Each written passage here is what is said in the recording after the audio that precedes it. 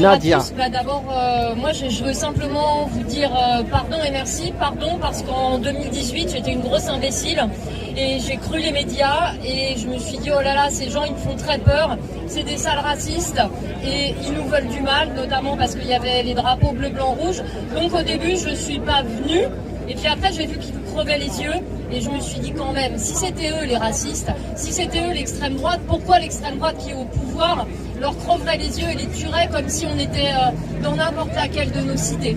Et je voulais aussi vous dire merci parce que on en est à 8 ans de Macronie et le seul mouvement qui a écrit l'histoire, le seul mouvement qui les a fait trembler, le seul mouvement qui nous a fait rire, parce que quand ils attendaient sur le perron de l'Élysée ou de Matignon et que vous veniez pas, c'était un moment tellement extraordinaire parce que vous êtes les seuls qui avaient refusé un rendez-vous avec un Premier ministre et qui les avaient ridiculisés. Quand vous étiez sur BFM, vous les faisiez tous taire et vous parliez de nos vies à tous parce qu'effectivement, la dame a parlé de manière très émouvante. On crève, les personnes âgées crèvent et moi je suis là parce qu'il y a eu le 10 septembre et que ma grand-mère venait de mourir dans un hôpital à Saulieu parce qu'il n'y avait pas de médecin le week-end du 14 juillet. Il n'y avait pas de médecin, ils appellent ça hôpitaux et il n'y a plus de médecins. Alors je veux vous dire merci parce que moi franchement, je suis musulmane, j'ai peur tout le temps, je suis précaire, j'ai peur tout le temps, je suis au RSA à partir du 15 du mois, c'est la fin du mois,